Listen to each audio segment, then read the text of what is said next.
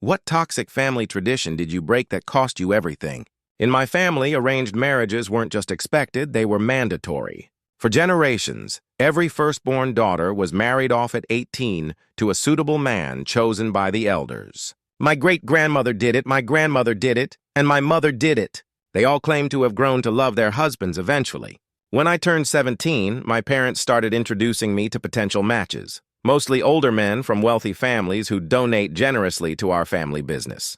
My father would parade me around at dinner parties like a prized horse, bragging about my grades and extracurriculars, while these men, twice my age, looked me up and down. The final straw came when they arranged for me to meet Gregory Walsh, a 42-year-old business associate of my father's. He showed up to dinner reeking of whiskey with a thick gold chain around his neck and a wandering eye that made my skin crawl. As he discussed bride prices with my father over dessert, I excused myself to the bathroom and threw up. That night, I told my parents I wouldn't go through with it. I wanted to go to college, have a career, and marry someone I actually loved. My mother slapped me across the face, the first and only time she'd ever hit me. "You ungrateful child," she hissed. This tradition has kept our family prosperous for generations, but I refused to back down. I had secretly applied to colleges and been accepted with a full scholarship to study engineering. When I showed them the acceptance letter, my father turned purple with rage. He tore it to shreds and locked me in my room. For 2 weeks, they kept me imprisoned. No phone, no internet, just meals slipped under the door 3 times a day. My younger sister, Emma, would sneak notes to me saying our parents were finalizing the engagement to Gregory. The wedding was set for the week after my 18th birthday, just 2 months away. I knew I had to escape.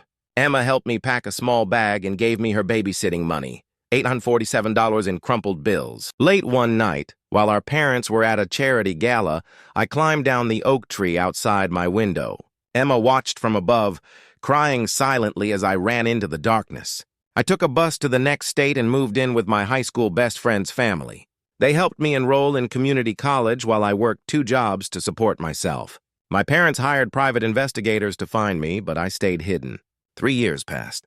I graduated with my associate's degree and transferred to a university to study mechanical engineering. That's where I met Nathan, a kind-hearted grad student who loved me for my mind, not my family name. We dated for 2 years before getting engaged. On my terms, my choice. When the wedding invitations went out, I sent one to my family's address, not expecting a response. A week later, Emma called from a burner phone. She was engaged to a 39-year-old real estate developer. Our parents had accelerated the tradition after my betrayal, planning to marry her off at 17. I couldn't let history repeat itself.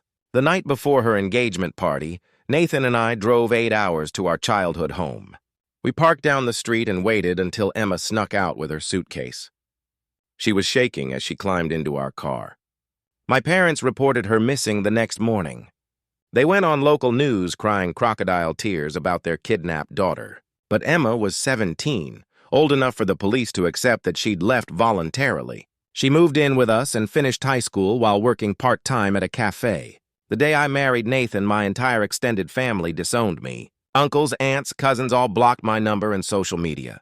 My parents publicly declared they had no daughters, but I gained something more valuable than their toxic legacy. Emma is now studying pre-med at my alma mater. She dates who she wants and dreams as big as she dares. Last month, she told me she wants to become a trauma surgeon.